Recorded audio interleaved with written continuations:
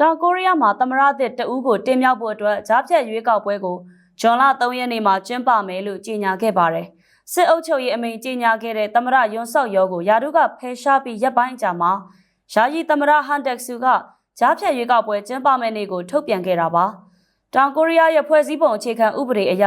သမရနေရာလက်လက်သွားရင်2 လအတွင်းရွေးကောက်ပွဲကျင်းပရမယ်လို့ပြဋ္ဌာန်းထားပါတယ်။လာမယ့်ရွေးကောက်ပွဲမှာလည်းတောင်ကိုရီးယားရဲ့အင်အားကြီးနိုင်ငံရေးအစုအဖွဲ့2 ခုဖြစ်တဲ့Conservative ပြည်သူ့စွမ်းအားပါတီနဲ့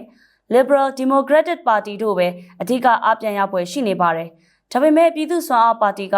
ရွန်ရဲ့စစ်အုပ်ချုပ်ရေးကြေညာအမိန့်ကိုအကြောင်းပြုပြီးလူထုရဲ့ယုံကြည်မှုကျဆင်းတဲ့အခြေအနေတွေကြုံနေတာကြောင့်အာဏာရပါတီဆိုတဲ့အခြေအနေကိုဆက်ထိန်းထားဖို့အရန်ခက်ခဲလာပွဲရှိပါတယ်။တစ်ဖက်မှာလည်းပြည်သူ့စွမ်းအားပါတီကသမရရဲ့စစ်အုပ်ချုပ်ရေးကြေညာအမိန့်ဟာပါတီနဲ့နှီးနှောဆက်နွယ်မှုလုံးဝမရှိကြောင်းအစွမ်းကုန်ရှင်းလင်းထားပါတယ်။လာမယ့်သတင်းပတ်တွေမှာရွေးကောက်ပွဲဝင်ပါတီအသီးသီးကအဆိုပြုသမရလောင်နာမည်တွေကိုလည်းကြေညာပွဲရှိနေပါတယ်။ Democratic Party ကတော့ပါတီထဲမှာစိန်ခေါ်သူမရှိသလောက်အားကောင်းနေတဲ့ပါတီခေါင်းဆောင်လီဂျေမြောင်ကိုပဲသမရလောင်နေရအတွက်အဆိုပြုသွားမှာပါ။လေးလာသူတွေကတော့လာမယ့်ရွေးကောက်ပွဲမှာ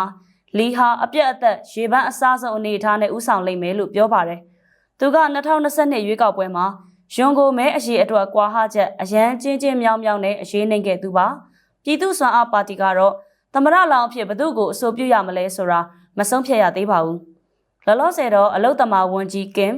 ဆိုးမြို့တော်ဝန်အိုဒေဂူမြို့တော်ဝန်ဟွန်ပါတီကောင်းဆောင်ဟောင်းတို့အပါအဝင်10 ဦးလောက်က